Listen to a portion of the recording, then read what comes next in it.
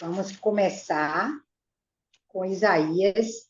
Na realidade, vamos continuar em Isaías 61.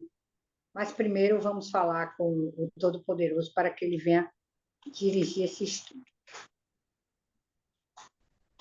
Senhor Deus, Todo-Poderoso, eu entro na tua santa e gloriosa presença, Deus, com temor e tremor. Desde já, meu Pai, agradeço por essa revelação maravilhosa que está escrita em Isaías. Oh, meu Pai, que o Senhor venha falar com a gente. Que o Senhor não deixe nada passar, meu Pai. Em nome do Senhor Jesus, nos dá entendimento, sabedoria para usufruir desta palavra maravilhosa. Oh, Senhor Deus de Israel, eu te peço, meu Pai. Ah, meu Deus, essa palavra é para que a gente possa usufruir, meu Pai, no dia em que nós não desistirmos, meu Pai, da tua palavra. Vai ser um dia maravilhoso. O Senhor nos ungiu, meu Pai, para levar a tua palavra e que esse estudo venha falar forte no coração da gente. Desde já eu entrego nas tuas mãos, em nome do Pai, do Filho e do Deus que é Espírito e que é Santo, que é o teu Espírito, que nos dá entendimento na tua palavra. Amém. E graças a Deus. Vamos para Isaías 61, falar dessa maravilha que ele falou, que as bênçãos são para as pessoas que são fiéis a Deus. A salvação é proclamada. O Espírito do Senhor Deus está sobre mim, porque o Senhor me ungiu para pregar boas novas aos mansos e enviou-me a restaurar os contritos de coração e proclamar a liberdade aos cativos e a abertura de prisão aos presos. Ele está sobre mim quem? Sobre Jesus, porque foi ele que veio proclamar a salvação. Então, em Lucas 4,16, ele fala: é chegando a Nazaré, onde fora criada, entrou num dia de sábado, segundo o seu costume na sinagoga, e levantou-se para ler. E foi-lhe dado o livro da profecia de Isaías. E quando abriu o livro, achou o lugar em que estava escrito: O Espírito do Senhor está sobre mim, pois quem me ungiu para evangelizar os pobres, enviou-me a curar os contritos de coração e proclamar a liberdade aos cativos e restauração da vista aos cegos e pôr em liberdade os oprimidos e anunciar o ano aceitável do Senhor. E encerrando o livro, tornou-se a dar ao ministro, assentou-se e os olhos de todos na sinagoga estavam fitos nele. Então começou a dizer-lhe: Hoje se cumpriu a escritura em vossos ouvidos. Então, que isso fique para a gente, porque cada vez que a gente sai, né? Porque agora nós somos ungidos para pregar o evangelho a toda criatura que se encontra, né, cativos, em prisão. Agora isso é para a gente. E como ele diz aqui em Lucas, então se cumpriu as escrituras em vós que foi ouvido. Então, quando a gente ouve a palavra de Deus, é cumprido as escrituras em nós. Então, hoje o Espírito de Deus não é só para os profetas, não é só para os líderes religiosos, é para que quem se predispõe a fazer a vontade de Deus. Então, o Espírito Santo, ele vem sobre aqueles que têm vontade, né, de servir a ele. E a gente precisa do Espírito Santo para que a gente venha falar da palavra de Deus.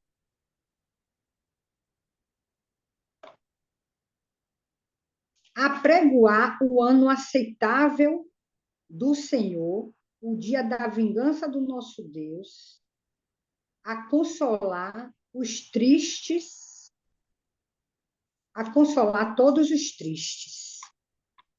Essa palavra, o ano aceitável do Senhor, no qual se dava de 50 em 50 anos, imagine, de 50 em 50 anos, era para que os escravos, né, aquelas pessoas que viviam nos cativeiros, que viviam trabalhando, sendo humilhados, né, pagassem suas dívidas, fosse perdoado dos seus pecados, né? Esse jubileu se chamava a libertação, né? Que se davam 50 e 50 anos. E hoje a gente tem essa libertação nas nossas mãos, não precisa de 50 e 50 anos. A gente todo dia tem a nossa libertação, todos os dias. Naquele tempo, o evangelho era sacrificado. Hoje a gente encontra de mão beijada nas nossas vidas, né? E não dão tanto valor, porque eu vejo quando a gente sai para evangelizar, as pessoas, muitas aceitam, mas muitas não aceitam, né? Acha que a gente, que o, que como a pessoa falou, vocês acham que vocês são cheios de razões, mas é porque a gente conhece a verdade, a gente quer dar o que a gente tem para eles, mas eles não entendem, querem permanecer no que eles acham que deve ser. A, or, a ordenar, TC 61:3, a ordenar cerca dos tristes de ancião, que se lhe dê glória em vez de cinza, óleo, óleo de gozo em vez de tristeza, veste de louvor em vez de espírito angustiado, a fim de que se chame árvore de justiça, plantações do Senhor, para que ele seja glorificado. Então, esta unção está sobre nós. Às vezes, são tantas as nossas dificuldades de cristão,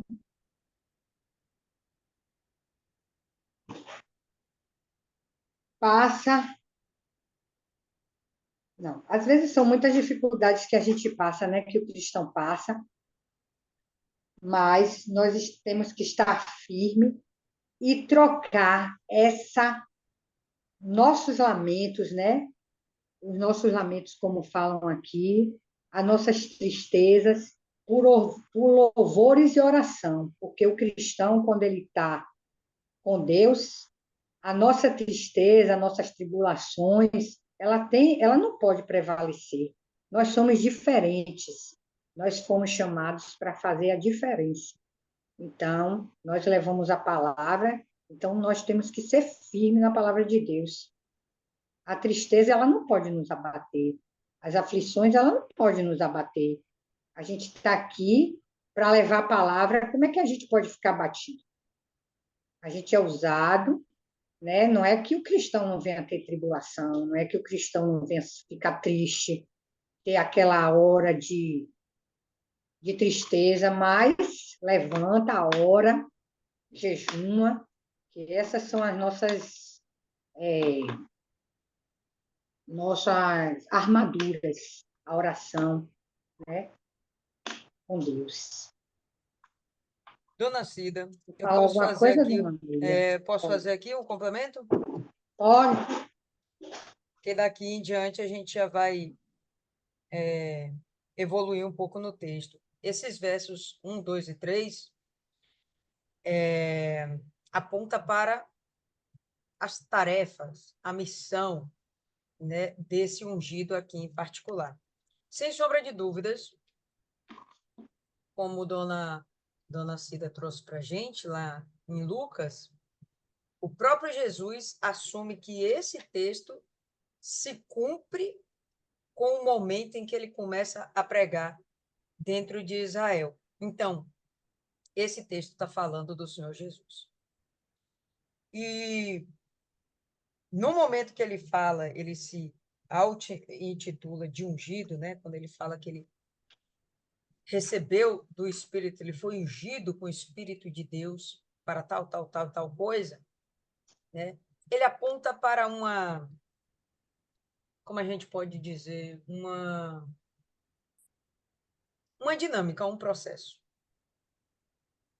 que aconteceria não apenas com ele, mas com todos aqueles que nele crescem. Dona Cida, ela começou falando aqui há pouco com a gente, que ela entende que esse texto é para Israel, mas que é para a gente também. E eu já entendo que esse texto não é só para Israel, mas aquele conceito que eu falei é para o povo de Deus.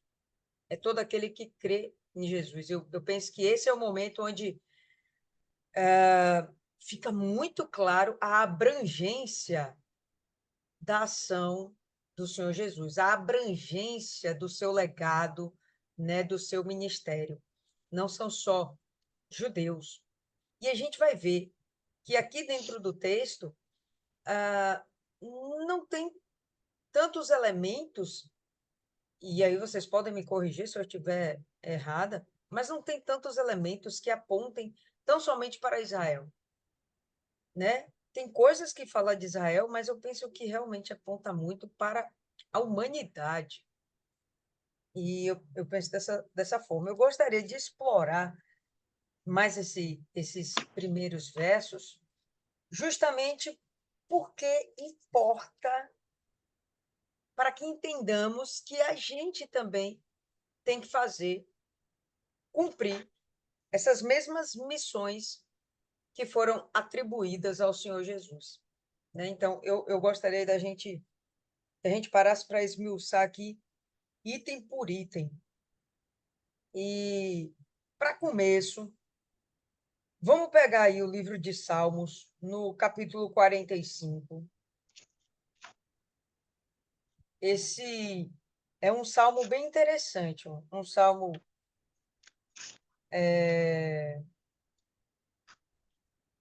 que foi feito para glorificar a Deus. Bem interessante. Todo mundo abriu aí? Salmos 45, no verso 7. Eu até fiz uma pergunta recente lá no grupo Sacrifício a respeito disso aqui. Que ele fala assim: Tu amas a justiça e odeias a perversidade. Portanto, Deus, teu Deus, te ungiu com o óleo da alegria sobre teus companheiros. Em uma outra versão, ele fala que ele foi ungido acima de seus companheiros. Quando a gente vê esse texto, fala do Senhor Jesus, é um texto messiânico, tá? E quando a gente vê que ele foi ungido acima dos seus companheiros, eu vou entender esses companheiros como sendo os seres humanos. E nesse momento em que Jesus estava aqui na Terra, ele recebeu algo que os demais seres humanos ainda não tinham com a facilidade, ou melhor, com a liberdade que qualquer ser humano tem hoje, que é o Espírito Santo. A gente sabe que João, ele pregava pelo poder do Espírito Santo. Desde o ventre, ele já tinha o Espírito Santo. Mas não era uma coisa comum entre os homens, né, na humanidade, naquele tempo, né, no tempo em que Jesus veio encarnado a essa terra. Então, esse texto é muito específico realmente a respeito do Senhor Jesus. Ele foi ungido por um objetivo particular. Esse óleo da alegria, esse óleo da unção, ele nada mais é do que o próprio Espírito Santo. Não é um óleo em particular, mas um símbolo que aponta para o Espírito Santo. Imagina que se para o Senhor Jesus foi necessário que ele fosse ungido, que ele fosse selado com o Espírito Santo para estar aqui na terra e para fazer cumprir a missão que ele tinha, bom, assim é com a gente também. A gente não vai ter condição de cumprir o nosso chamado, e você já sabe todo o resto, se a gente não tiver o Espírito Santo. Não teremos essa capacidade. O próprio Jesus precisou. Ele, como homem encarnado, precisou do Espírito Santo para cumprir a obra dele. Qual foi a obra do Senhor Jesus? E aí ele agora vai começar a especificar. Então, primeira das coisas, pregar boas novas aos pobres. Está assim na sua versão? Pregar boas novas aos pobres. Isso me passa uma consciência social. Não seria só pobres de espírito, né? Humildes de espírito. Não acredito dessa forma, porque ele vai falar sobre os quebrantados mais adiante. Então, o texto está falando realmente de pessoas carentes, pessoas que lhes faltam coisas básicas para a sua sobrevivência, quanto mais as coisas mais aprimoradas, né? E há uma preocupação por parte de Deus de trazer a essas pessoas um consolo e uma esperança. Uma esperança de que elas não serão mais injustiçadas, não serão mais abusadas, não serão mais escravizadas, não serão mais exploradas. E que haverá um momento onde, de fato, elas vão, inclusive, possuir, como a gente vai ver mais para o final do texto, a porção dobrada da honra de Deus. Então, ainda que nesse momento, onde elas estarão sendo abordadas, onde elas estarão recebendo a pregação do Evangelho, elas estejam numa condição de miséria, de pobreza, o texto está apontando de que elas estão sendo avisadas, elas estão sendo convidadas para fazer parte de uma nova história, para fazer parte de uma nova vida por completo, por completo. E aí a primeira coisa, a primeira preocupação do Senhor Jesus. E lá em Lucas, a gente vai ver que Jesus, ele assume bem esse versículo. A gente vai ver que a maioria desses versos, Jesus vai enunciar novamente lá em Lucas. Só tem um deles aqui que ele não vai falar, porque naquele momento não era o momento dele tocar naquele assunto. Qual era aquele momento que ele estava vivendo em Lucas? O momento das boas novas, o ano aceitável do Senhor, o momento da libertação, como trouxe aí Dona Cida, tá certo? Então, era um momento especial, era para falar de esperança, era para falar de arrependimento, era para falar de salvação, não era para falar de outra coisa. E ele vai continuar aí. Deixa eu virar aqui, rapidinho, então. O Espírito do Senhor está sobre mim, porque o Senhor me ungiu para pregar boas novas aos pobres, enviou-me a curar os quebrantados de coração. Nesse momento aqui, eu até posso entender como uma cura de feridas, de enfermidades, de doenças. E talvez isso seja um adendo, um algo a mais, mas eu penso que não é o principal. O principal é cuidar de um coração quebrantado. Então, estamos falando da cura da alma. Estamos falando de um momento onde a pessoa estará tendo oportunidade de estar sendo restaurada em sua alma, sendo refeita, livre das mágoas, livres das angústias, livres dos medos, das cicatrizes, dos traumas. Esse é o momento da cura dessas pessoas, que só vai acontecer se elas estiverem quebrantadas. Então, a gente começa a perceber, através desse texto, que não há realmente uma especificidade a respeito de Israel. A gente pode ver pessoas nessas condições em qualquer nacionalidade, em qualquer povo, em qualquer lugar. Então, você vê como ele realmente é um momento que abrange a humanidade. Ele vai continuar aí.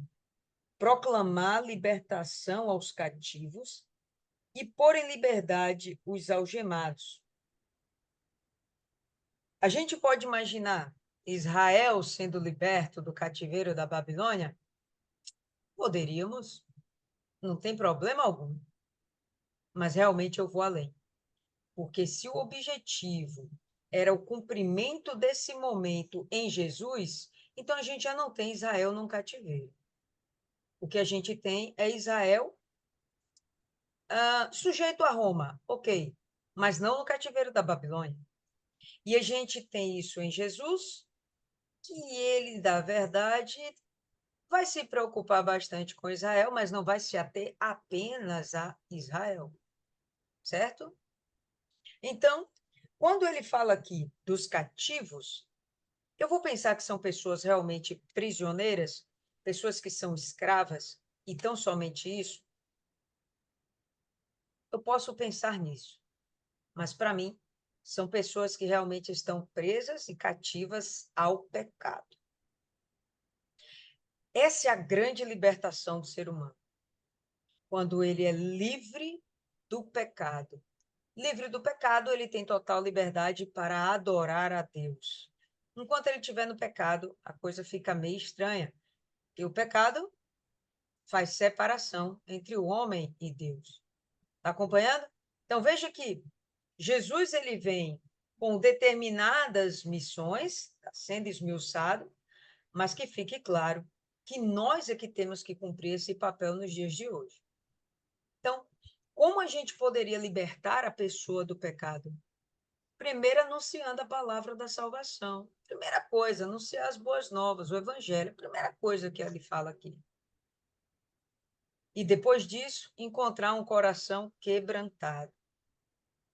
Dentro desse coração quebrantado, aí a gente vai conseguir fazer todo o resto. Então, pregar, pôr em liberdade os algemados, e a gente vai pensar aqui que são os grilhões do pecado. E aí a gente segue com apregoar o ano aceitável do Senhor. E o que é o ano aceitável do Senhor? Eu acho bem legal a gente abrir aí agora, pessoal, no livro de Isaías, mesmo, no capítulo 34.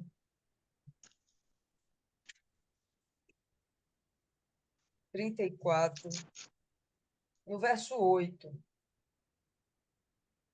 Esquece, tira esse daí. Não, não, isso aí é o próximo, o próximo. Vamos para 2 Coríntios, no verso 6. Ou capítulo 6, perdoe. Se quiserem deixar marcado aí Isaías 34, a gente vai voltar nele. 2 Coríntios 6.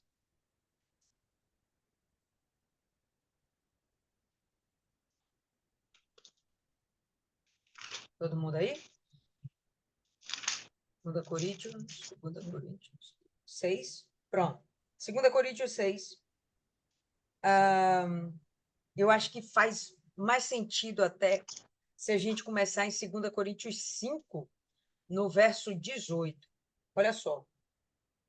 Tudo isto provém de Deus, que nos reconciliou consigo mesmo por Jesus Cristo, nos reconciliou com ele através de Jesus Cristo e nos deu o ministério da reconciliação. Através de Jesus ele nos alcançou e agora esse ministério é nosso. De Jesus já foi, agora é o nosso. Qual o ministério? O mesmo de Jesus. Reconciliar o homem a Deus. Isto é, Deus estava em Cristo reconciliando consigo o mundo, não lhes imputando os seus pecados, e pôs em nós a palavra da reconciliação, de sorte que somos embaixadores da parte de Cristo, como se Deus por nós rogasse. Rogamo-vos, pois, da parte de Cristo, que vos reconcilieis com Deus. Então, Paulo está falando que nós temos agora essa missão de continuar chamando as pessoas a se reconciliarem com Deus. Aquele que não conheceu o pecado, Jesus, o fez pecado por nós. Então, ele levou sobre si o meu pecado e o seu, para que nele fôssemos feitos justiça de Deus. Agora, eu não sou mais o pecador, agora eu sou justiça de Deus. E nós, cooperando também com ele, vos exortamos a que não recebais a graça de Deus em vão. Verso 2. Porque diz: ouvi-te em tempo aceitável e socorri-te no dia da salvação. Eis aqui agora o tempo aceitável. Eis aqui agora o dia da salvação. Então, o que seria esse ano aceitável do Senhor? É justamente o período de tempo, o lapso de tempo, onde se iniciaram as pregações das boas novas do Senhor Jesus, a pregação do Evangelho de Cristo, ok? Então, não é um período de realmente 365 dias, mas é um período de tempo onde está havendo a pregação da palavra de Deus. Hoje é o ano aceitável do Senhor. Nesse dia de Paulo, de 2 Coríntios, era o ano aceitável do Senhor. Até quando será o ano aceitável do Senhor? Até o momento que vai chegar o outro dia, o dia da vingança do nosso Deus. Esse é o verso que Jesus não lê quando ele está lendo essa profecia dentro da sinagoga. Por que ele não leu esse verso que fala sobre o dia da vingança? Olha só que interessante. O ano aceitável do Senhor é um período de tempo maior, um ano, né? Não são 365 dias, mas aponta para um período grande. Mas aqui é o dia da justiça, o dia da vingança. É só um dia, mas é o suficiente para conter toda a ira de Deus. O dia da vingança do nosso Deus. Jesus ele não prega isso naquele momento porque não é o interessante a ser pregado. O que interessa é que as boas novas sejam pregadas. O objetivo dele ali era justamente fazer com que essas pessoas retomassem a esperança de que, olha, Deus é contigo. Deus está olhando por cada um de vocês. Vocês estão vivendo nessa condição hoje, mas vocês não precisam mais ser escravos do pecado. A oportunidade que eu estou dando aqui a vocês agora é justamente da salvação, de vocês terem uma aliança eterna com Deus. Deus vai falar isso algumas vezes aqui em Isaías. Aliança eterna, tá? Então, volta aí para Isaías. E aí sim, agora a gente vai lá para o capítulo 34, para o verso 8. E aí a gente vai ver aqui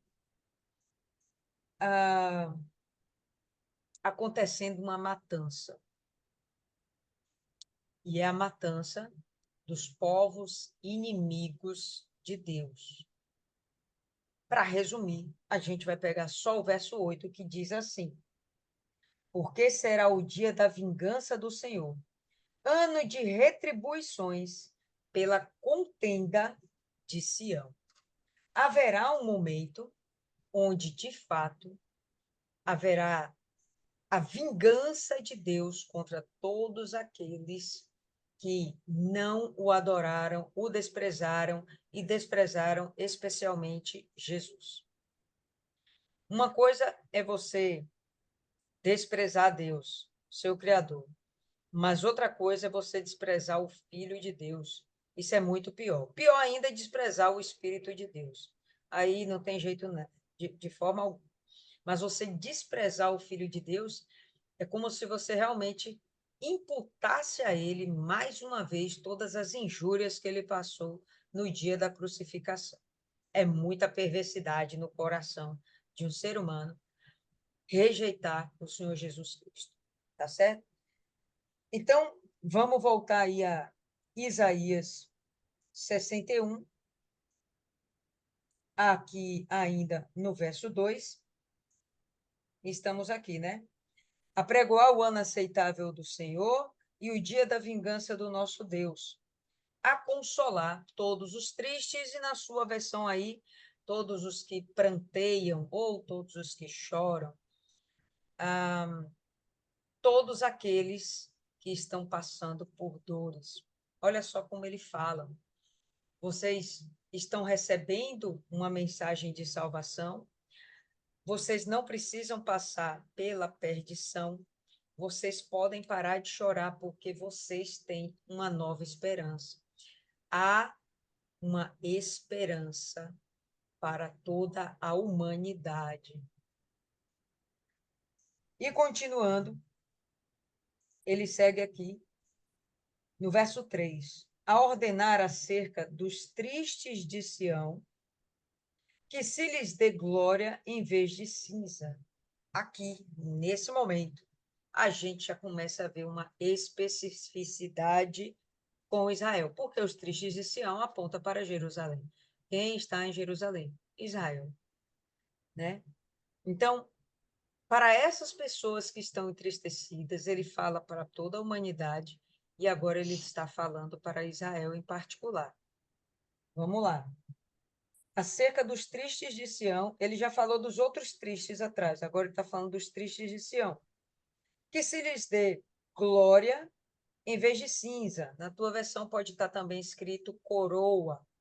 Seja como for, é uma honra.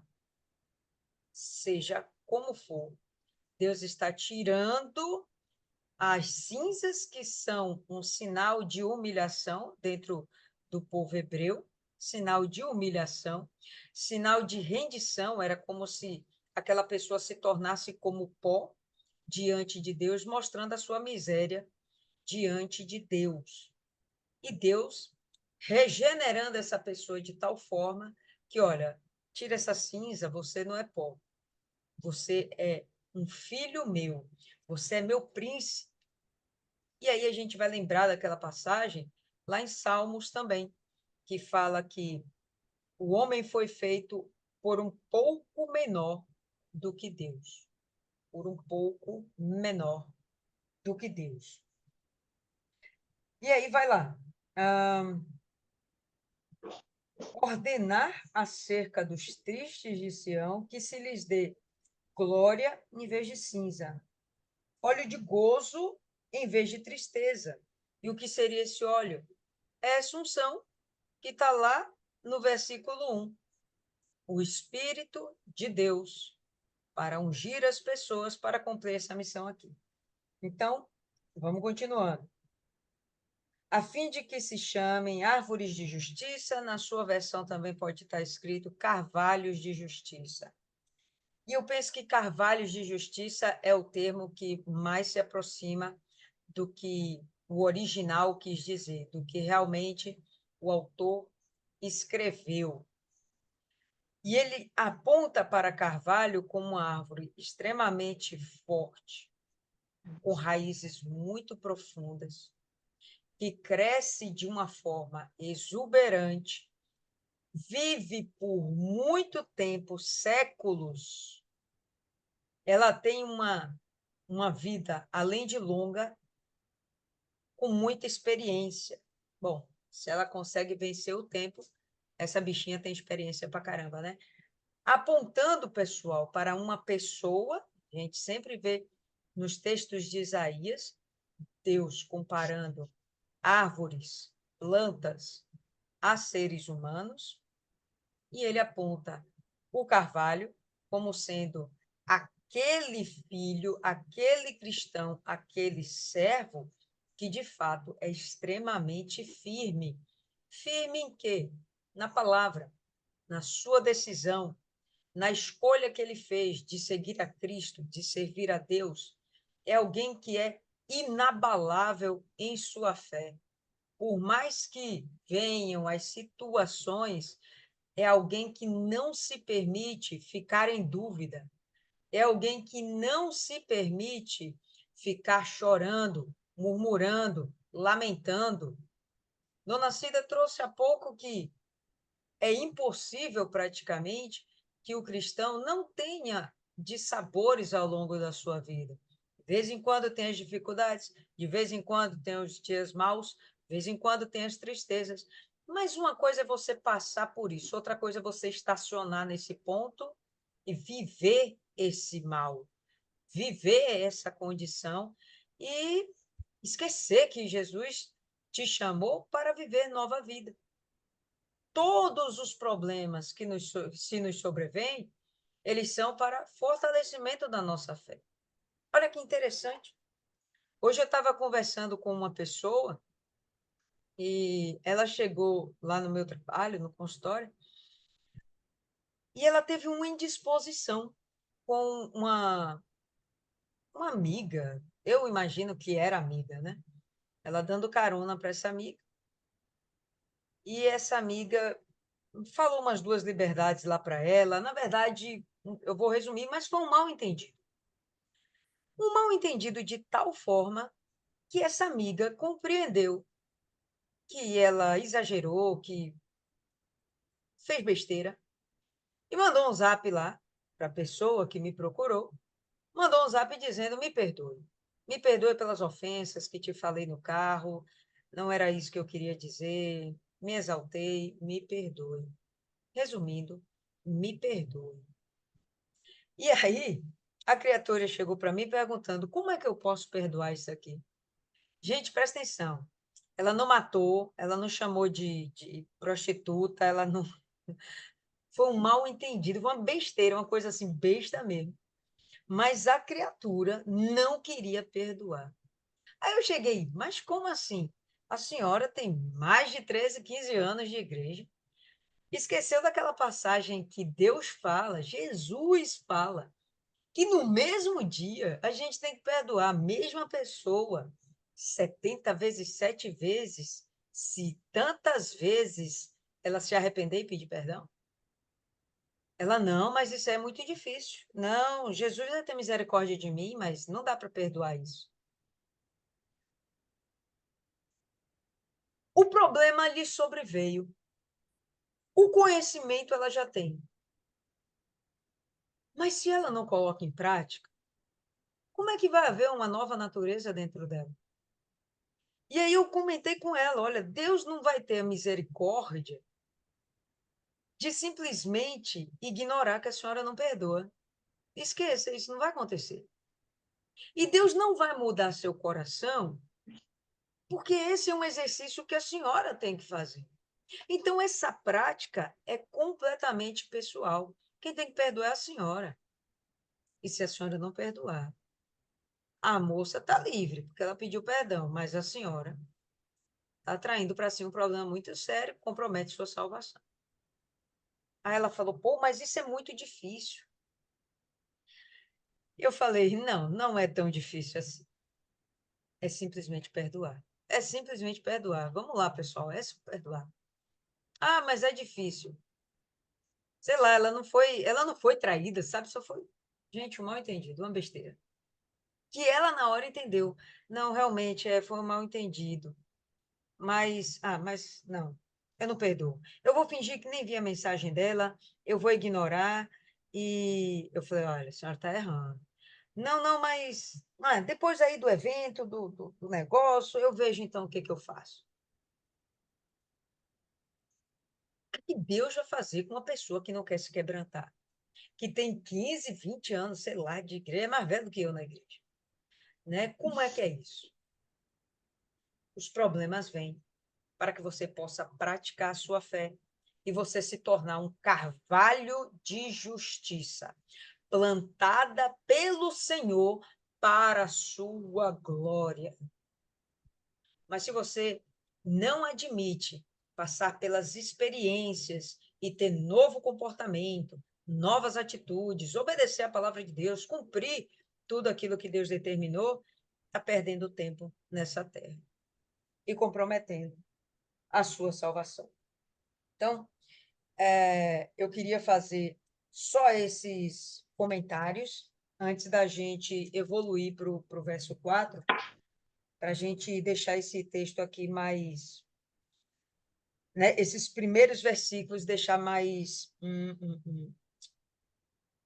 dentro da gente, no sentido de que, olha, isso aqui quem tem que praticar hoje somos nós, porque recebemos de Deus a unção necessária para que a gente possa pregar, curar, libertar, salvar e por aí vai. Fala, Maiana. Esse versículo era um versículo que sempre ficava rondando na minha cabeça, que eu ficava me perguntando, por que carvalho de justiça? Por que carvalho de justiça? Mas isso era um questionamento de mim para mim. E aí, quando foi um dia, o pastor Marcelo, ele pregou exatamente isso. E ele falou que, além de tudo isso que a senhora falou, esses carvalhos ficavam no meio dos desertos e eles serviam de sombra para o pessoal, aquele pessoal que passava. Em outras palavras, eu ser justa para mim mesmo é fácil. Que nessa senhora aí, ela se sentiu magoada, ela tem a razão dela. Foi um mal entendido, mas ela se sentiu magoada. Do ponto de vista dela, ela está certa. Mas eu ser justa para com os outros é mais difícil ainda, porque o meu direito termina onde o de outra pessoa começa. E eu abrir mão do meu direito pelo direito do outro é louvável. É louvável, porque, como o Senhor Jesus disse, você amar quem te ama é fácil. Difícil é você amar quem te odeia, quem te prejudica, quem te persegue. E você fica diante de Deus, isso é justo. É você ser justo, é você procurar a justiça, porque você está dando a glória a Deus, você está mostrando a quem você serve. A sua força não tem que servir só para você. Se a sua força não serve para sustentar o outro, você não é forte. Você apenas se mantém. Mas ali, ó, ele está servindo de sombra. Ao meu ver, gente, tô com um probleminha aqui, eu tô com a língua. É complicada a dicção aqui.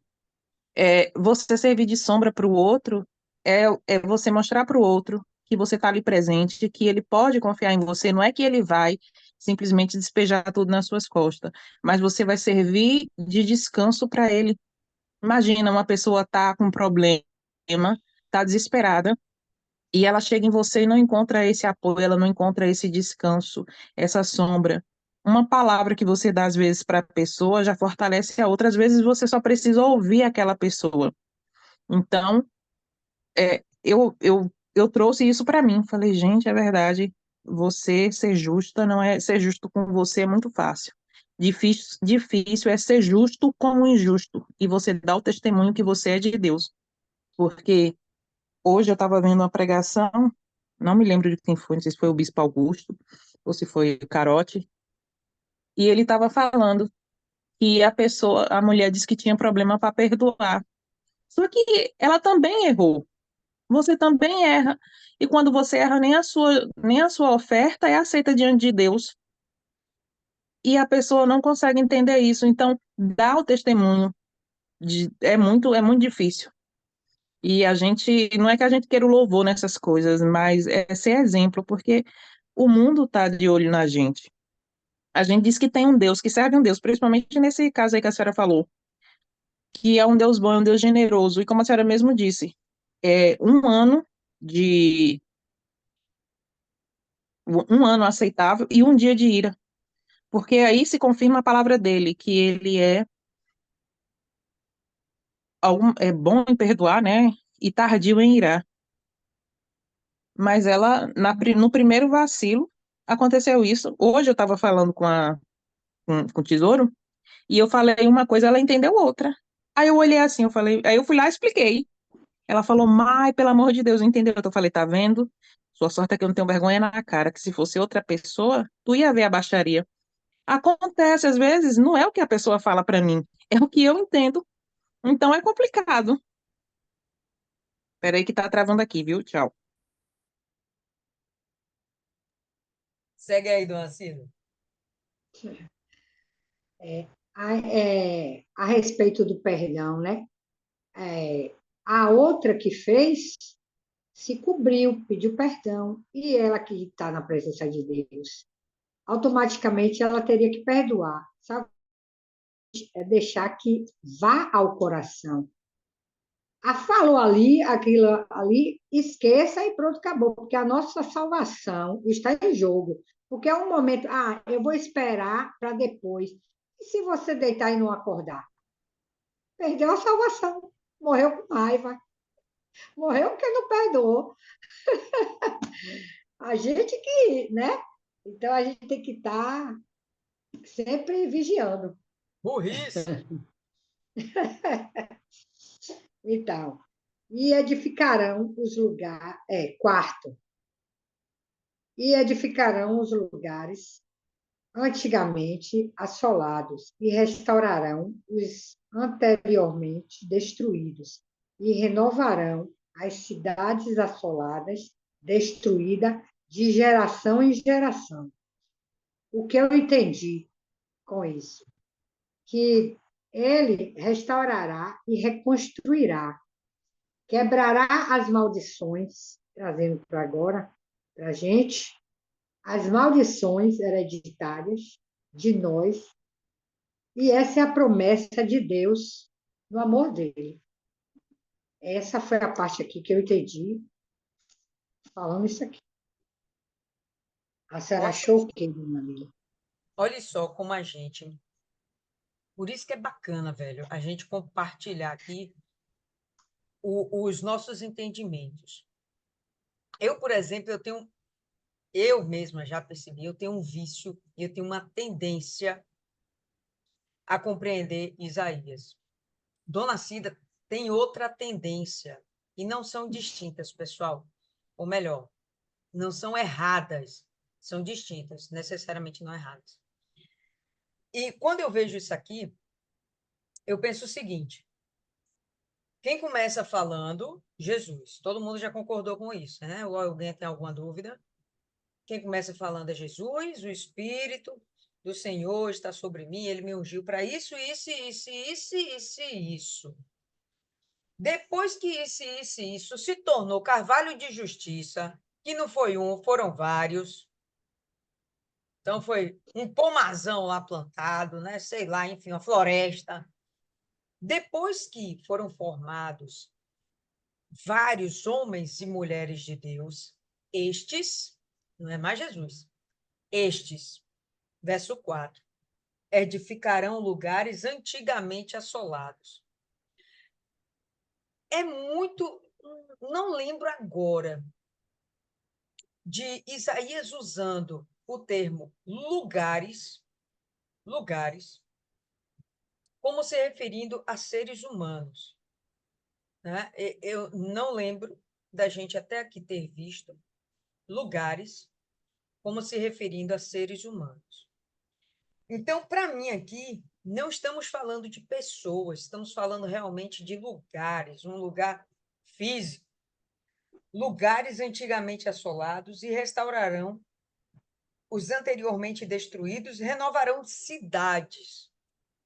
Não vi até agora uma comparação de cidades com seres humanos, como a gente viu aí agora de plantas com seres humanos. Perfeito, né? Existem várias passagens, várias. E aqui a gente está vendo e renovarão as cidades assoladas e destruídas de geração em geração. Quando ele me aponta assim, de geração em geração, me parece um longo espaço de tempo. Passou uma geração, destruiu a cidade, passou outra geração, destruiu outra cidade, passou outra geração, destruiu outras cidades. Aponta-me para um estado de guerra. Então, guerras entre nações, entre povos, durante gerações, durante períodos, durante anos, durante milênios. Lembra que teve a Guerra dos 100 Anos? Teve guerra que durou mais tempo do que a dos 100 anos? Eu não lembro agora. Né? Mas, enfim, desde que a humanidade está nessa terra, a guerra existe. Desde que a humanidade está nessa terra. E de quando em quando, as cidades são destruídas. Jerusalém foi destruída não sei quantas vezes. Os muros de Jerusalém, que foram construídos antes de Davi tomar posse de Jerusalém, que se chamava Jebus na época, já estavam construídos. Eles já foram quase que totalmente destruídos 3 vezes. Esses muros rodeavam a cidade toda. É um muraço, velho. A gente não tem noção do que é esse muro, não. Que os nossos muros aqui medem 20 centímetros de palmo, acabou. A gente não tem noção do que é o muro que rodeia uma cidade. Pois bem, de quando em quando aconteceu isso? Quando? Quando? Nas guerras. E se eles estão restaurando, reedificando cidades que ao longo do tempo, de gerações, foram destruídas, eu não vejo o cumprimento dessa profecia ainda. Eu não vejo, eu não consigo ver na história, até os nossos dias, esse momento onde estaríamos, onde homens e mulheres de Deus estariam reconstruindo cidades destruídas. Não vejo. Bom, então, para mim, olha ali a minha tendência. Isso aqui está apontando para o milênio. Isso aqui está apontando para um novo governo, que é o governo do Senhor Jesus. O que reforça isso dentro de mim foi o capítulo anterior que a gente meditou. E a gente vai ver justamente isso. Cadê? Abre aí, 60, vira uma página aí.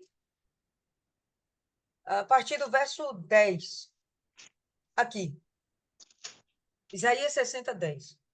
E os filhos de estrangeiros irão edificar teus muros, e os reis deles irão suprir-te, porque em minha cólera eu te afligi, mas em minha boa vontade eu tenho tido misericórdia de ti.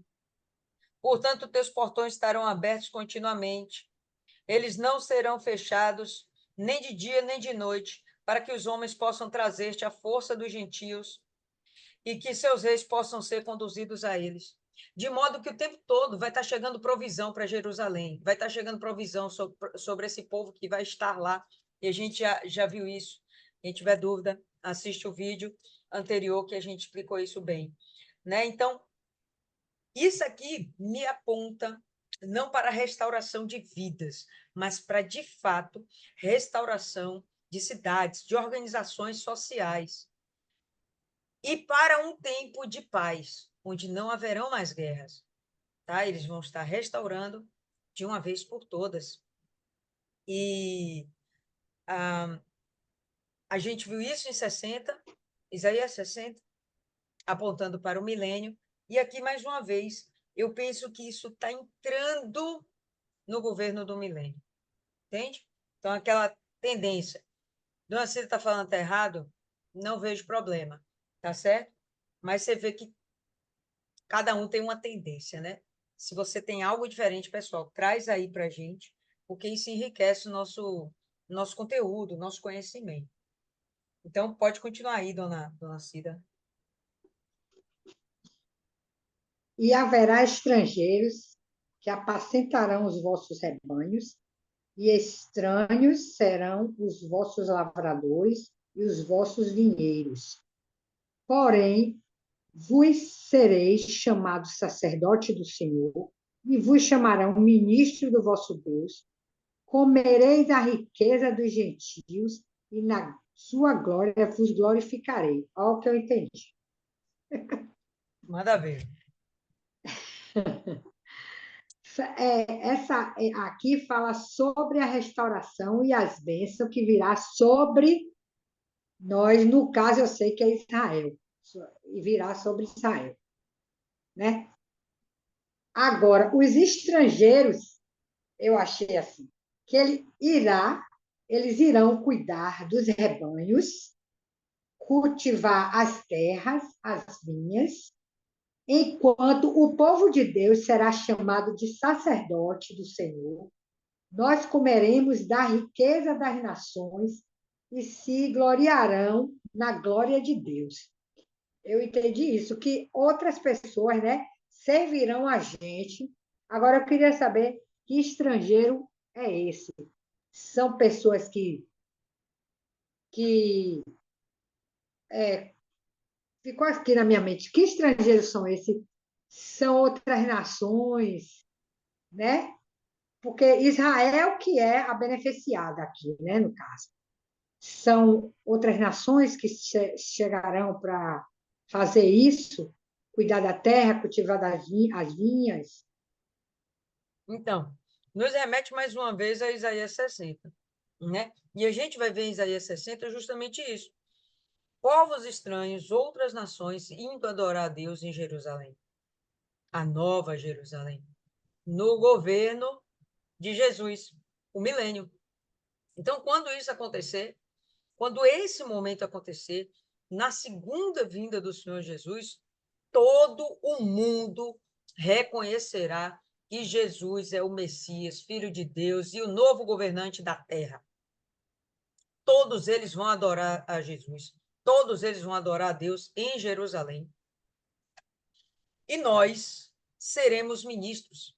Eu penso que aqui não é só Israel. Eu penso que aqui é povo de Deus, não é igreja, gentios convertidos, não é judeu convertido, é povo convertido, é povo de Deus. Esse povo de Deus que se converteu antes desse tempo, nós, esse povo será servido. E olha que interessante. Lembra lá atrás, Moisés, no deserto, e as 12 tribos de Israel, estão lembrados? Lembra do tabernáculo? Lembra que existia uma tribo específica para servir a Deus no tabernáculo? Eram os levitas. Mas ninguém mexia lá. Só podia entrar os levitas. E tinha lugar que só o sumo sacerdote entrava. E o sumo sacerdote, obviamente, era um levita. Enfim, olha só Deus constituindo para si um novo corpo de levitas. Não vai se chamar levita, viu, pessoal? Não é isso. Ele chama aqui de sacerdotes, de ministros de Deus. Não tem mais essa ideia de tribo de Israel. Vê que não tem isso. Não está se relacionando apenas com Israel.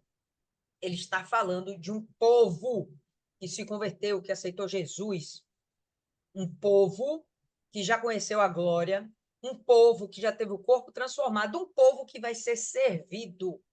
Cara, isso é muito topzera. Vamos ser servidos, virá de todas as nações. As pessoas, graciosamente, elas não virão obrigadas, elas virão por amor, virão adorar a Deus e nessa adoração eles vão suprir as necessidades daquela terra. Eu não consigo, pessoal, esmiuçar com exatidão como é que vai ser esse processo. O texto me dá uma noção, mas como realmente vai ser, eu não sei. Porque na minha cabeça, nós teremos um corpo de glória. E será que corpo de glória precisa ser alimentado? Sei. No princípio, a gente estava pensando lá no churrascão, mas de fato e de verdade, será que a gente vai precisar mesmo desse alimento? Bom, o texto aponta que essas pessoas vão plantar para a gente, vão colher para a gente, vão nos servir. E outra, ai daquele que não nos servir. Quer ver? Isaías 61 ou 60, no verso 12, se eu não me engano. Aqui. Porquanto a nação e o reino que não vierem a servir-te perecerão. Sim, aquelas nações serão completamente devastadas. Quem não vier nos servir vão ser destruídos. Mas quem vier servir não vai vir por obrigação, não vai ser por temor. Não, é melhor a gente chegar lá e servir, porque senão a gente vai morrer. Não, não vai ser isso. Tira isso da cabeça. Essas pessoas vão estar lá voluntariamente servindo a Deus. Que nem a gente. Estamos aqui hoje voluntariamente servindo a Deus. Não é por obrigação, não é por medo de perder a salvação. É porque a gente agora ama a Deus. No começo pode até ter começado assim. Ah, tô com medo de ir para o inferno. Mas hoje não é medo de ir para o inferno. Hoje é desejo de estar perto de Deus. Hoje é desejo de estar junto com Jesus. Hoje é desejo de conhecê-lo, de ter intimidade com ele. Muda o propósito, entende?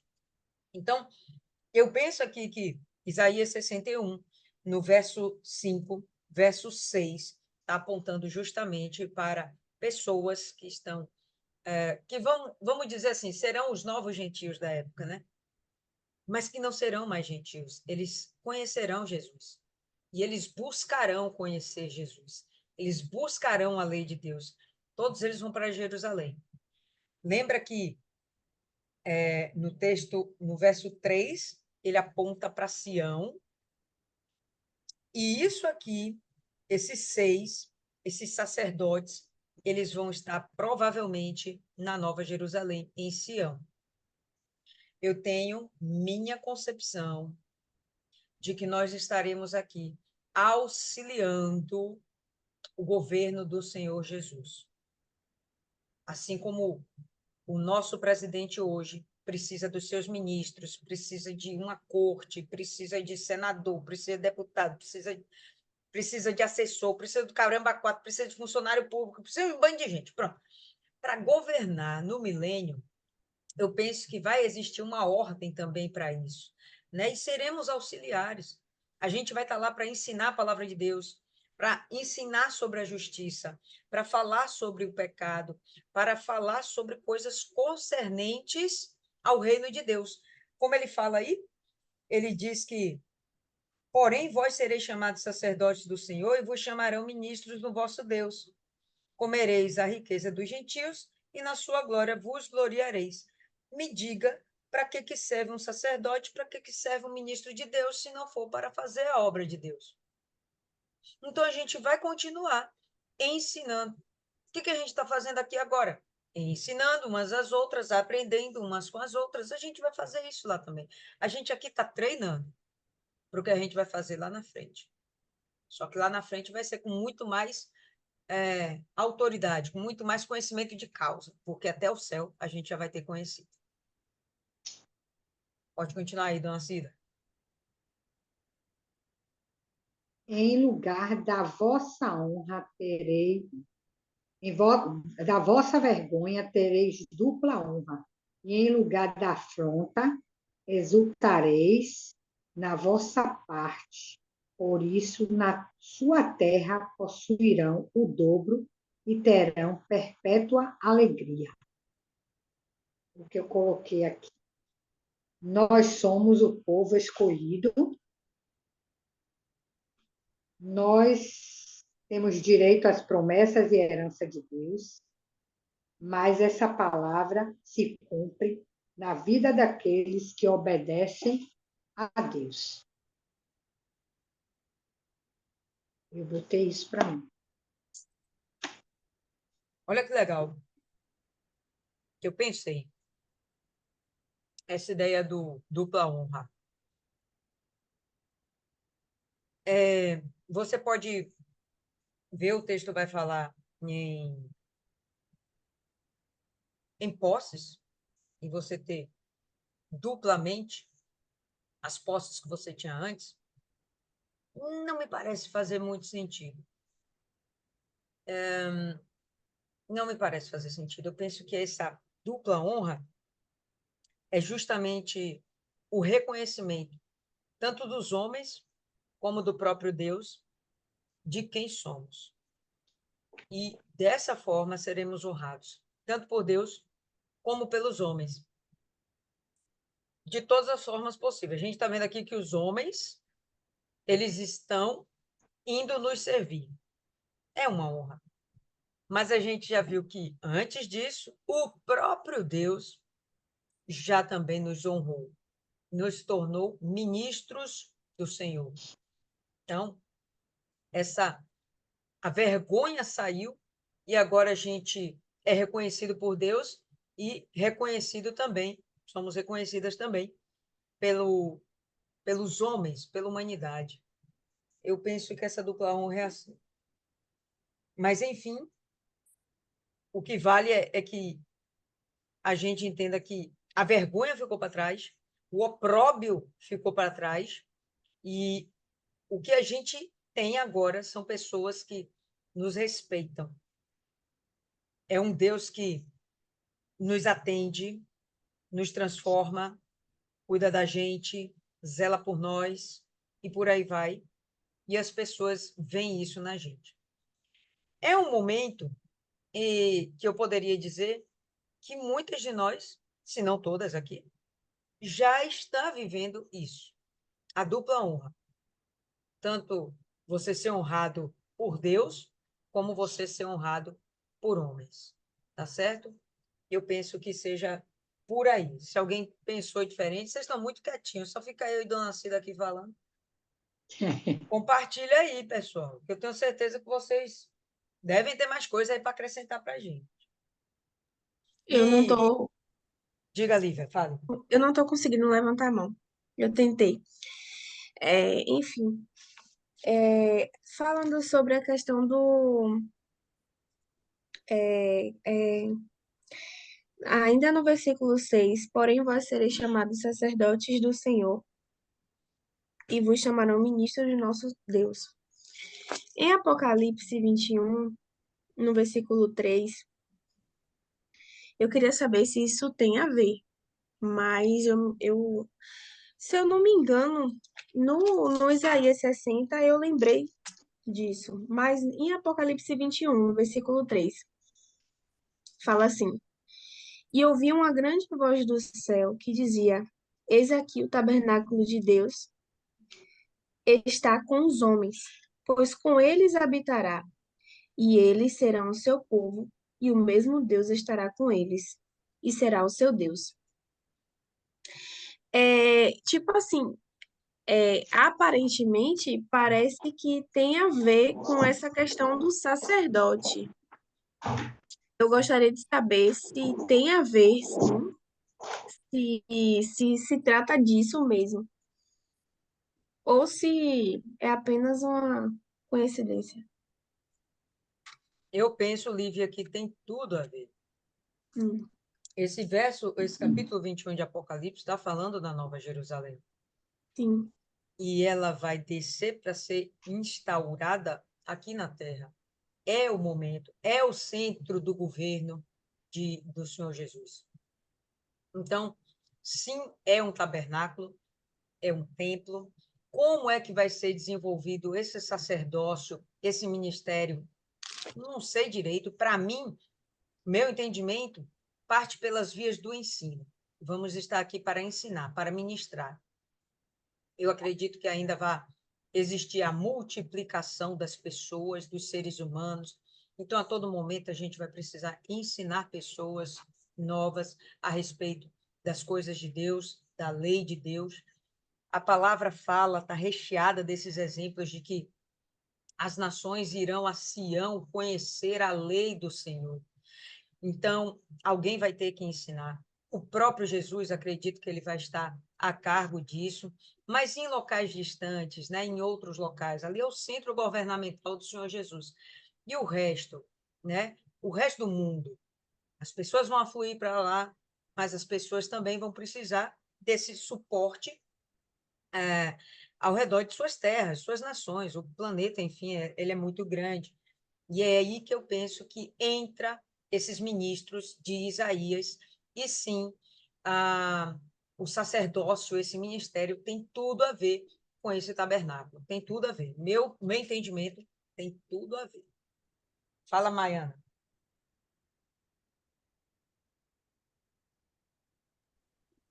Então, o tabernáculo que fala aí não é o Senhor Jesus? Achei que o tabernáculo de Deus no meio dos homens fosse o Senhor Jesus. É o tabernáculo físico mesmo? Eu imagino que sim, mas não tem tabernáculo físico. Porque, olha só, ele, Rapaz, ele chega, vamos voltar para para o texto, ou verso anterior, no 2, né? Apocalipse 21, 2.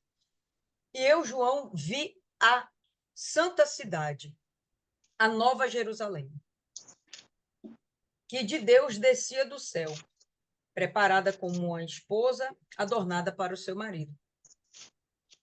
E vai haver uma descrição literal de como é essa cidade. As tais das ruas de ouro, o mar de cristal, os muros de pérola, ou são as portas de pérola.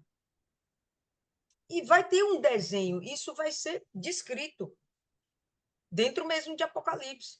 Se eu não me engano, Ezequiel também fala a respeito. Então, existe uma cidade, e aí ele vai e ouvi uma grande voz do céu que dizia: eis aqui o tabernáculo de Deus está com os homens. Pois com eles habitará, e eles, quem habitará? O tabernáculo ou o próprio Deus? Eu penso que é o próprio Deus que vai habitar. Eu penso que não é o tabernáculo, é o próprio Deus. Mas, Na pessoa do Senhor Jesus, eu acredito.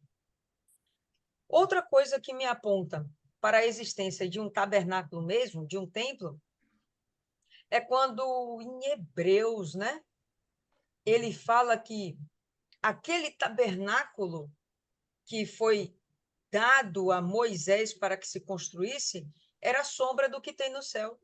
No céu tem a Arca da Aliança, lembra? Então, existe sim um tabernáculo no céu. Existe um santuário no céu. E eu creio que isso vai descer junto com a Nova Jerusalém. Só para acrescentar aqui mais uma coisa que veio no meu entendimento quando é, eu li essa passagem em Apocalipse, em uma situação em que porque tem situações que a gente lê as passagens e aí passa, e quando a gente entra em conflito, Deus nos lembra, né? E assim, Adão e Eva, Deus ele queria ter um relacionamento próximo com a gente. Ele ia no momento da viração, visitava Adão e tal. Isso me remete ao fato de que Deus ele quer estar é, próximo da gente. Foi dessa forma que eu entendi, que ele quer estar próximo da gente. E é isso. Eu imagino, eu penso assim, entendeu, Maiana? Se você disser, Lília, você tem certeza do que você está falando? Até aqui sim. Mas, sinceramente, para a gente ter esse conteúdo pleno, só terminando de ler a Bíblia toda. E eu vou confessar que eu ainda não fiz isso. Tá bom? Para entender não, sabe o Apocalipse. que foi? Não, só para concluir. Aí você fala, não tem problema não. Mas só para concluir. Para a gente entender Apocalipse, a gente tem que ler todo o Antigo e todo o Novo Testamento antes de Apocalipse. Por isso que alguns de vocês aqui já falaram, não, vamos estudar Apocalipse, vamos estudar, pô, a gente vai ficar perdido. Vamos estudar logo todo o resto da Bíblia para a gente chegar em Apocalipse e falar as coisas com mais segurança, porque as coisas que estão lá tem muita simbologia, a gente só vai entender se a gente ler todo o resto da Bíblia, entende? Então, até aqui, para mim, é essa linha de pensamento que eu tenho. Quando eu for mais a fundo, de repente eu vou mudar, gente, eu já mudei tantos entendimentos, sinceramente, ao longo das nossas meditações, ao longo da minha busca, eu já mudei tanta coisa, entendeu? Algumas coisas já falei aqui para vocês, outras coisas ainda não, estou esperando o momento, mas, velho, pode mudar sim, eu não tenho absoluta certeza de nada, mas até aqui é a compreensão que eu tenho. Fala, Maia.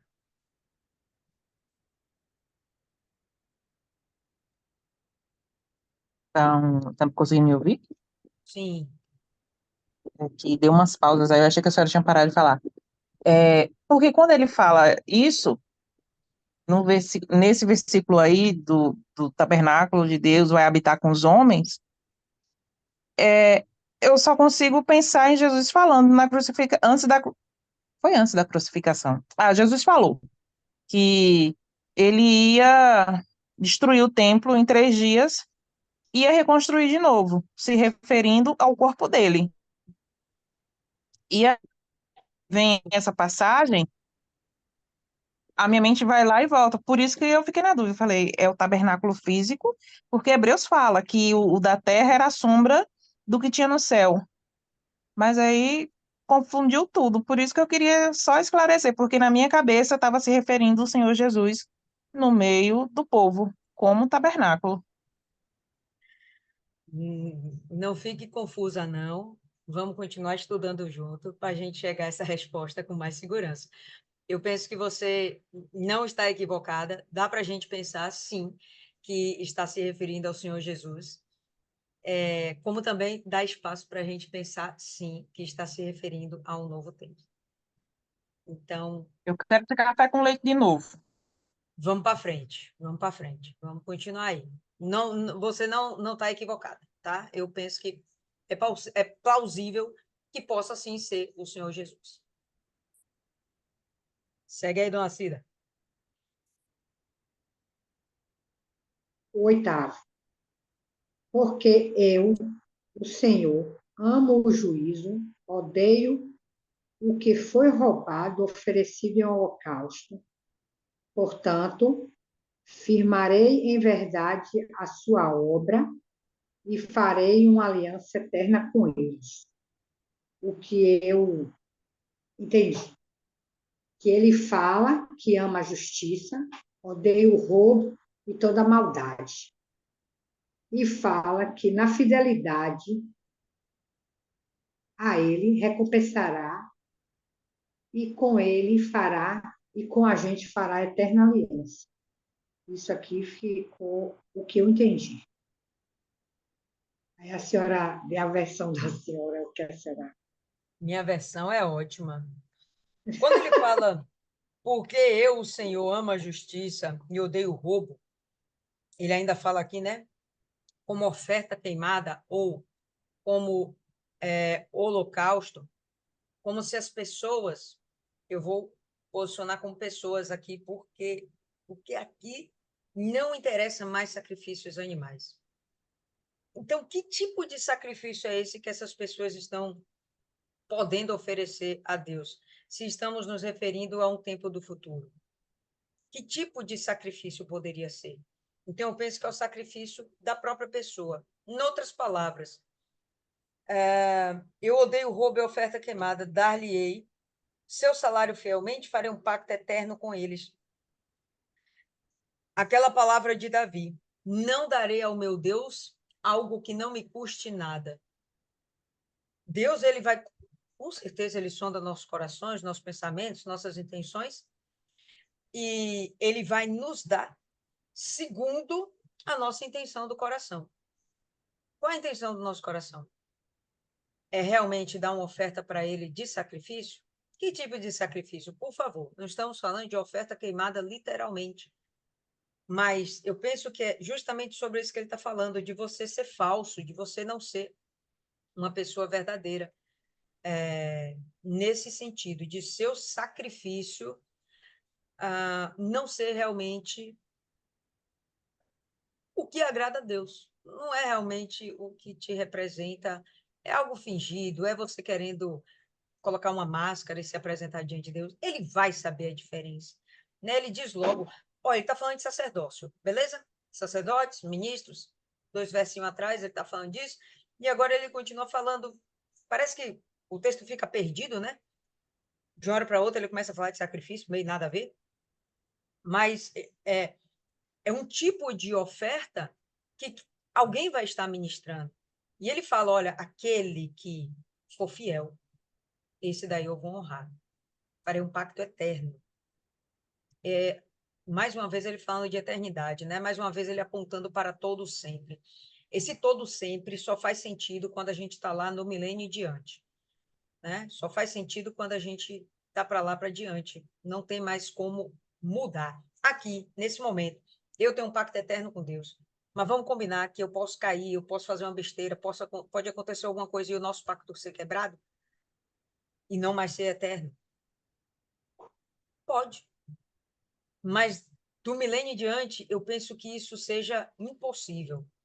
Eu penso que isso seja impossível. A seleção, a peneira vai ser tão grande que só quem vai estar lá é realmente quem tem um coração firme para Jesus, puro, contrito com Deus, derramado nos pés do Senhor, sabe? Não vai ter espaço para pessoas impuras. Por quê?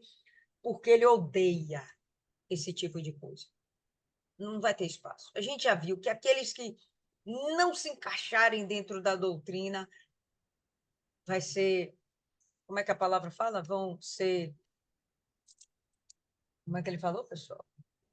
Vão ser devastados. O que você entende por devastação? Destruição. Não sobra nada depois de uma devastação.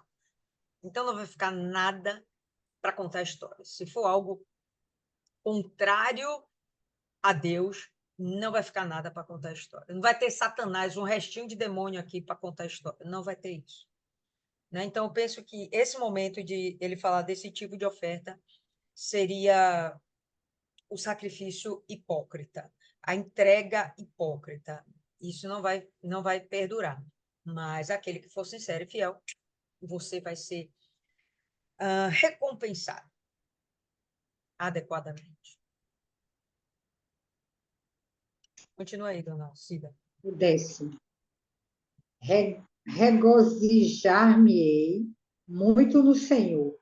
A minha alma se alegrará no meu Deus, porque me vestiu de roupa de salvação, cobriu-me com o manto da justiça, como o noivo se adorna com turbante sacerdotal e com a noiva que se enfeita com as suas joias. Eu coloquei para mim. Eu vou me alegrar no Senhor, e minha alma é alegre porque tenho paz. Então, para conservar a salvação dia após dia, tenho que obedecer a palavra de Deus. Temos que obedecer a palavra de Deus. Isso que ficou para mim. A senhora leu o 10? Ou o 9, melhor dizendo? Li? Li? Não sei, Li? sei. Eu acho que eu me perdi aqui, eu não reparei, não. Mas, voltando aí esse 9. Acho que não. Não, se Acho que passou, né? não. Foi. Então, Volte aí, leio. por favor. E a sua posteridade será conhecida entre os gentios, e os seus descendentes no meio do povo, todos quantos os virem, os conhecerão como descendência bendita do Senhor. O que eu coloquei. E no futuro todos verão os nossos descendentes no meio do povo. Essa é a promessa de Deus. Eu entendi que salvaria a mim e a minha casa. Essa é a promessa. Não sei se eu estou certa. Dona Cida, a senhora jamais está errada, dona Cida. A senhora é o poço da sabedoria desse grupo. Ah, dona Lúcia. Eu acho interessante isso aqui, porque a gente está ainda nessa honra para aquelas pessoas que foram alcançadas naqueles 3 primeiros versos, ok? As pessoas que receberam as boas novas, as pessoas que receberam o Espírito Santo, aquilo ali. Aquelas pessoas foram transformadas, carvalhos de justiça. Estamos falando dessas pessoas, no meu entendimento aqui ainda. Essas pessoas, carvalhos de justiça, se tornaram sacerdotes de Deus. Essas pessoas aqui, elas estão recebendo o salário fiel que Deus tem para elas. E a posteridade deles, dessas pessoas, desses carvalhos, será conhecida entre os gentios. Então, observa que ainda haverá um povo que não conhece a Deus, mas que estará buscando, né? Então, isso, gente, para mim, ó, minha tendência, isso me aponta demais para o milênio. Eu gostaria muito de ouvir vocês falando, se vocês tiverem uma linha de pensamento diferente, tá? Isso aqui me aponta muito mesmo para o milênio, aquele momento onde todos buscarão a lei do Senhor. E todos reconhecerão que esses sacerdotes, que, para mim, é aquela turma que subiu e desceu, subiu no arrebatamento, desceu com Jesus na segunda vinda para auxiliar no governo da terra, e essas pessoas, elas vão ter uma descendência. Aí eu fico meio bugada, porque eu não sei como é que vai ser esse nível de descendência. Descendência que saiu, de fato, da sua carne, ou uma descendência espiritual? Sinceramente, não saberia te dizer. Não saberia te dizer. Mas uma coisa é certa: os povos reconhecerão. Os povos reconhecerão que aquela descendência é santa. E todos que os veem irão admitir que eles são a semente que o Senhor tem abençoado. E uma semente germina, frutifica e se multiplica, ok? Não sei como é que vai ser isso no milênio, não sei, não sei. Mas o texto aponta para que isso vai acontecer. Só não sei como. Ainda, né? Vamos chegar lá. Pode continuar aí, Marcelo.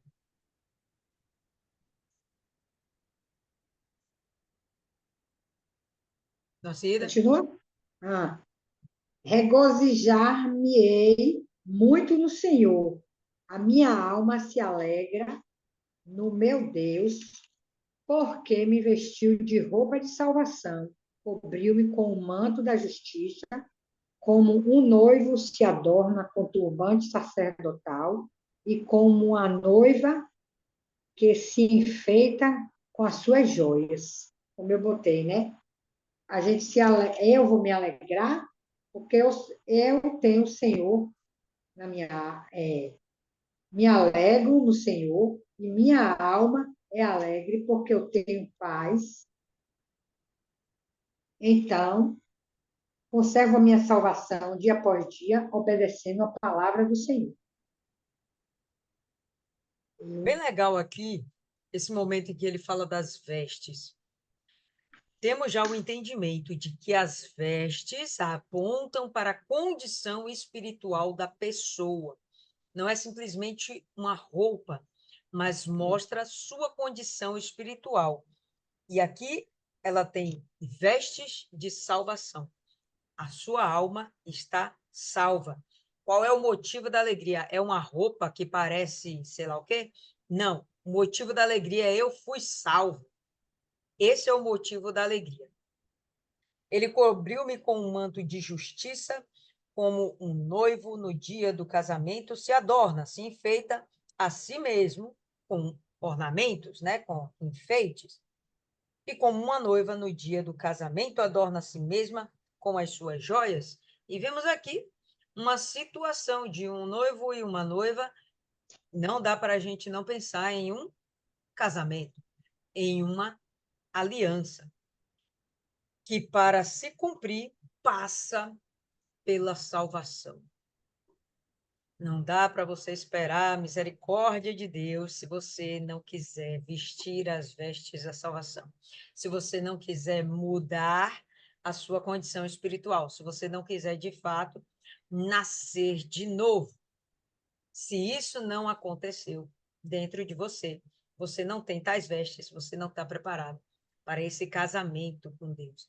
É uma simbologia bem requintada para apontar que há a necessidade dentro de nós de um espírito quebrantado, do óleo da unção, o Espírito Santo, espírito quebrantado, arrependimento, óleo da unção, o Espírito Santo, e o novo nascimento, né, as vestes da salvação, para que então a gente venha ter uma aliança, um casamento eterno com o Senhor Jesus, com o próprio Deus.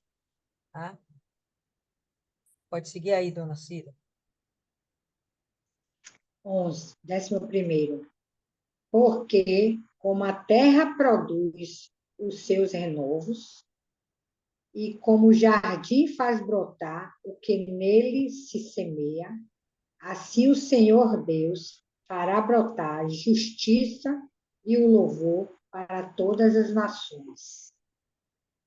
Então, Assim o Senhor fará na vida daqueles que esperam nele, nos dará a salvação e todos nós cantaremos louvor a ele. Isso não é bacana, velho? Muito Isso é muito lindo. bacana.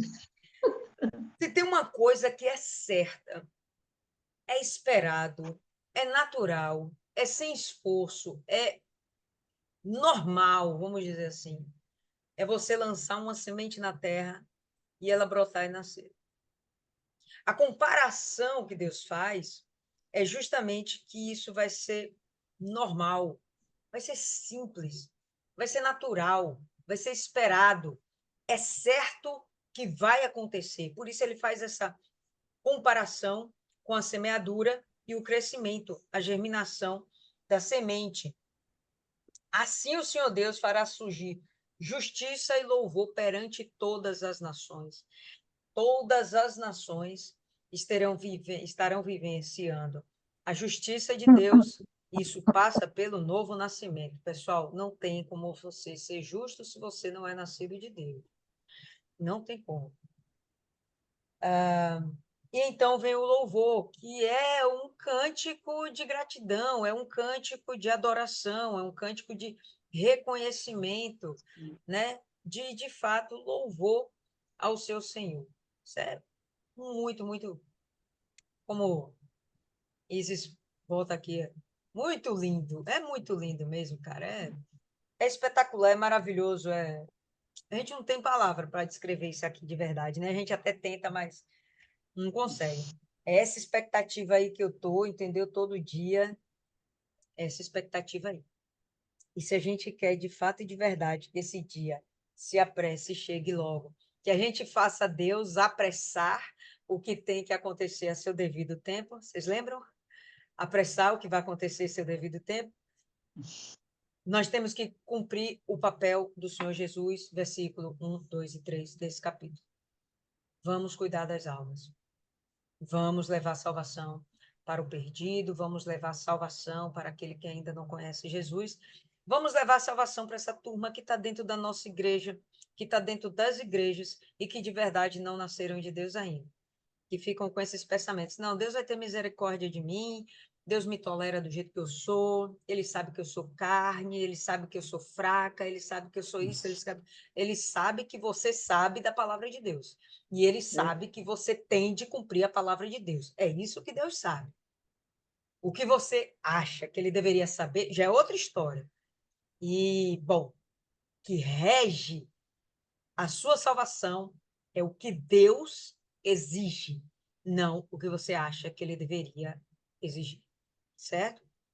Que isso fique claro. Fofinho é ótimo. Fofinho, fofinho.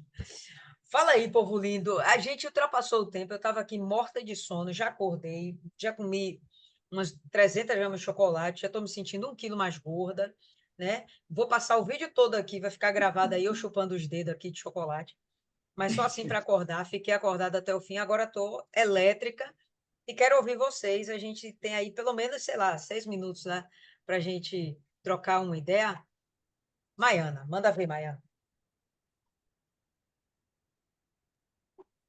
Com esse capítulo, eu fiquei vendo a importância da palavra, a importância da nossa boca. Tanto que na hora que estava falando do sacrifício, eu falei do sacrifício dos lábios, né? Você se abster da mentira, se abster da arrogância do que sai da sua boca. Porque por mais que o Senhor Jesus, ele use todo o nosso corpo, a boca é o mais importante, porque a gente vê obreiro que não anda, a gente vê obreiro cego, mas obreiro mudo eu ainda não vi. Se tem, eu ainda não vi. E ele começa falando, ó, eu tô falando sério, aí vocês ficam rindo, eu me desconcentro. Ele começa a falar da proclamação. Ô, Jesus, é elas, queima elas, Jesus. Queima não, se sai, vai queimar você, mas cada uma. Ele começa a falar da proclamação do ano aceitável do Senhor. E você vai proclamar como? Se não for com seus lábios. Porque por mais que você escreva, você tem que explicar. Então, o que sai da minha boca tem que sair a verdade, tem que sair aquilo que vem de Deus, é ter conhecimento da palavra, mas não só o conhecimento, também o espírito, porque a gente vai ter que explicar várias e várias vezes para algumas pessoas, porque tem pessoas que o entendimento dela está tapado. E não só as nossas atitudes, assim, é, só o que a gente faz, né? O que a gente faz para sal não vai resolver. Algumas pessoas a gente vai ter que sentar, conversar e reexplicar várias vezes e ter o conhecimento de Deus, como a senhora falou, ter o conhecimento e não praticar, Deus vai ter misericórdia de mim. É a parábola do servo mau. O rei teve misericórdia do servo e o servo não teve misericórdia do conservo. E no final, o rei mandou lá ele pagar o que ele devia, ele foi para a prisão. Por quê? Porque eu sei o errado, se eu sei o que é certo e eu não faço, eu estou pecando, eu vou ser cobrada não pelo que eu faço, mas pelo que eu deixei de fazer, sendo que eu podia fazer, o que estava ao meu alcance. Não é o que eu faço, é o que eu deixo de fazer. E esse capítulo todo, ele vem falando isso, de você proclamar a verdade, você proclamar o Senhor, você proclamar a salvação, até o louvor, os cânticos de louvores, você vai usar os seus lábios para glorificar Deus. Então, a gente tem que ter cuidado com as palavras que saem da nossa boca. Eu tenho que vigiar com o que sai da minha boca, porque os mal entendidos existem. E o diabo, ele vai ele vai modificar tudo que eu falo para chegar no ouvido da pessoa diferente, porque a gente vê isso. A pessoa fala uma coisa e o diabo faz com que chegue no ouvido do outro outra coisa. E Deus vem aqui falando só de lábios. E Jeremias, ele quando... Jeremias, não, meu Deus, Isaías. E Isaías, ele começa o chamado dele por falando o quê? Ai de mim, porque sou homem de lábios impuros, que habitam no meio dos outros de impuros lábios. E o sacrifício maior dos lábios dele era as mentiras, porque eles usavam a boca que eram para glorificar a Deus, para adorar outros deuses. Então, em tudo que a gente vai fazer para Deus, a gente vai precisar dos nossos lábios puros, de ter um conhecimento da palavra, de ter o espírito e saber como usar, porque às vezes a gente até sabe. Na minha cabeça eu prego muito bem, mas falando aqui dá para ver que eu me confundo de uma forma maravilhosa. Mas a gente dá o nosso melhor. Você não precisa saber falar corretamente, você não precisa usar palavras eloquentes, eu nem consigo falar, tá vendo? Mas contanto que você vá de coração e você se predisponha, o Espírito Santo vai usar a sua boca. Ele vai usar o seu corpo, você vai ter que chegar lá, você vai andando, mas ele vai usar a sua voz, é a sua voz. Você vai tocar trombeta para o povo, você é o atalaia. Mas o que você fala, você tem que viver, porque falar, o papagaio do meu avô também falava. Agora, você viver o que você fala, o que você prega, é diferente, porque é muito fácil eu falar para uma pessoa: você não pode mentir, você não pode roubar, você não pode se prostituir, mas eu estou fazendo isso porque entre a salvação dos outros e a nossa, é a nossa. E as pessoas não veem o que a gente fala, não ouvem o que a gente fala, elas veem o que a gente vive do que a gente fala. Deixa eu sair aqui que tá cortando de novo, viu, gente? Se eu cair aí, vocês já sabem. Só mais uma aí para terminar, pessoal. Só mais uma. Isis? Eu não tenho muito a contribuir, não, mas como testemunho pessoal, eu estava um pouquinho triste hoje.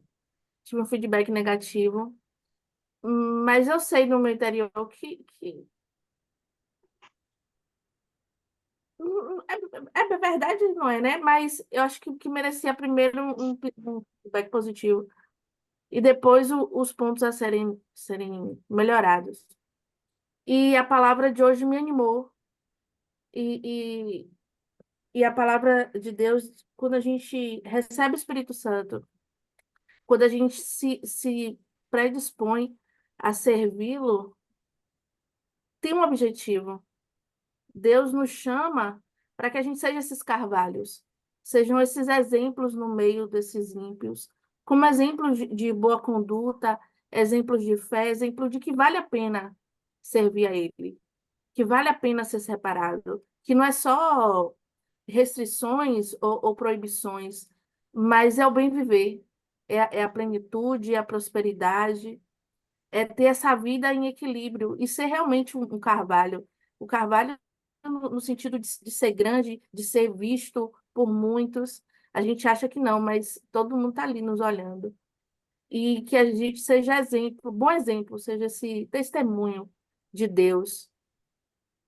E é interessante que pelo menos na minha versão está assim, né? A vergonha e a desgraça que vocês passaram eram 2 vezes mais do que mereciam. Essa palavra me diz que não é só nossa colheita, tem injustiças aí também que acontecem na nossa vida, mas Deus nos anima dizendo que, mas agora vocês viverão no seu país, onde receberão o dobro de riquezas e serão felizes para sempre. Isso é muito lindo, né? O mundo nos dá em contrapartida injustiças. E esqueci o nome da outra palavra. Quando não nos dá de volta, mas não interessa. Mas nos dá injustiça e Deus nos restitui em dobro, porque Ele vê.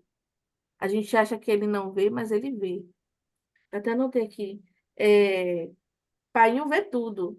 Vê o que eu mereço, vê as injustiças que acontecem na nossa vida, mas Deus vê e na hora certa me fará ser feliz para sempre. Isso é muito lindo.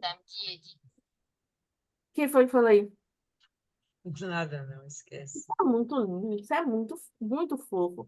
Entender que as aflições que a gente passa aqui, Deus vai nos restituir em dobro e que lá com Ele seremos felizes para sempre. Não vai ter dor, não vai ter sofrimento, não vai ter aflição, não vai ter os perturbados, só vai ter gente de Deus. Isso é maravilhoso. Parece utopia, mas Deus faz questão a todo momento de dizer que é promessa e que ele é fiel para cumprir. E se a gente está lendo aqui, vai acontecer.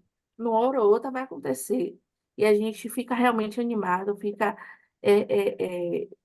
Perde até o sono em imaginar esse momento de tamanha felicidade. Em contrapartida, as coisas que a gente passa na vida. Os mal entendidos, os conflitos, essas besteiras que é só distração, sinceramente. Só tem aquelas armadilhas do inimigo tentando nos tirar do foco, os laços do passarinheiro, né? E as pés espirituais, sei lá, não sei. Mas a referência é essa. Mas eu realmente tô animada. Não sei nem se eu vou conseguir dormir. Agora, né, velho? Bom, mas vamos terminar agora, meia-noite praticamente, né? Vamos concluir, pessoal. Milene, só para a gente encerrar, faz aí a oração.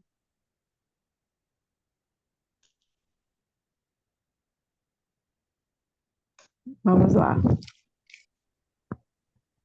Senhor, meu Deus e meu Pai, agradecemos, Senhor, agradeço por esse privilégio, o entendimento que o Senhor tem nos dado da Tua palavra, a compreensão, meu Pai, do real sentido do que nós vivemos, meu Pai. Aonde nós falamos que queremos chegar lá, que queremos passar a eternidade com o Senhor, meu Deus. E quando a gente lê e medita nessas palavras, quando a gente compartilha o entendimento que o Senhor nos deu, nós somos renovadas, meu Pai. Faz todo sentido na nossa mente, porque nós estamos aqui no presente, no aqui e agora te servindo, porque queremos te servir na eternidade, meu Pai. Queremos estar com o Senhor, queremos chegar lá, e esse é o lugar que queremos, meu Pai, ao seu lado, na tua presença. Então nos capacita, meu Pai, nos renova, não nos deixe ficar pelo caminho, meu Pai, não nos deixe desprezar o tão precioso que tem sido tudo que o Senhor tem feito por nós. A tua misericórdia nas nossas vidas, na nossa família, cada dia que acordamos, meu Pai, é uma oportunidade de te servir, é uma oportunidade de melhorarmos, meu Deus, é uma oportunidade de pedirmos perdão, de perdoar. O meu Pai, que nada seja difícil para nós, Senhor, que a gente consiga aplicar o que o Senhor tem nos ensinado, que a gente seja testemunhas, meu Pai, que não só viemos a te honrar, a te louvar, a te glorificar com os nossos lábios, mas acima de tudo, Senhor, com as nossas atitudes. E tudo que a gente tem aprendido, Senhor, tudo que o Senhor tem nos revelado, o Senhor tem nos ensinado, que na prática, meu Pai, no desafio, na afronta, na hora que tivermos que testar, que pôr em prática, meu Pai, para sabermos que somos do Senhor, que a gente não te decepcione, meu Pai. Nos dê força, Senhor, nos capacita, nos ajuda na nossa luta diária contra o nosso eu, contra tudo externo que se levanta, que surge para nos desviar, para nos distrair. Estamos vivendo o jejum de Daniel, meu Pai. Eu sou prova viva, Senhor, de quão efeito esse jejum faz na vida do cristão, faz na vida dos que desejam, anseiam ter o teu Espírito, Senhor. Então, é uma oportunidade de renovo, meu Pai, é uma oportunidade de ter mais do Senhor. Então, não nos deixe nos perder com preocupação, com ansiedade, com distração, não, meu Pai. Que cada uma de nós sejamos renovadas, que nos servir ao Senhor, meu Pai, possamos ter as palavras certas para alcançar aquelas pessoas que estão tendo dificuldades, que estão na dureza de coração, que nós já tivemos, sim, meu Pai, naquela condição, e a tua misericórdia nos alcançou, nos quebrantou, e a gente está aqui, não para ficar paradas, não para estagnar ou para retroceder, mas para avançar, meu Pai, mas não para avançar sozinha, mas é para avançar com a nossa família, com as almas que o Senhor tem confiado a nós, meu Pai. Então não nos deixe esmorecer, meu Pai, que os nossos olhos fiquem fixos nessa promessa, nessa profecia, meu Pai, que quando for o momento mais difícil, a gente se lembre aonde é a nossa casa, onde é o nosso lugar, e não é aqui, nós estamos de passagem. Enquanto estivermos aqui, meu Pai, nessa passagem, que a gente possa ao máximo servir ao Senhor e ganhar o máximo de almas, meu Pai, que o Senhor confia a nós. Eu te agradeço, entrego tudo nas tuas mãos, meu Pai. Guarda a nossa vida, nossa família, o nosso proceder. Amém, graças a Deus, meu Pai. Se continuar, não, a gente nem dorme, porque foram palavras maravilhosas, Senhor. Mas sei que no deitar e no levantar seremos renovados, e as palavras que hoje meditamos vão continuar conosco, para abrir cada vez mais o nosso entendimento, meu Pai. Desde já eu te agradeço, em nome do Pai, do Filho e do Espírito Santo. Amém, graças a Deus. Amém, povo lindo. E é isso aí. Sábado que vem tem mais. Deus abençoe.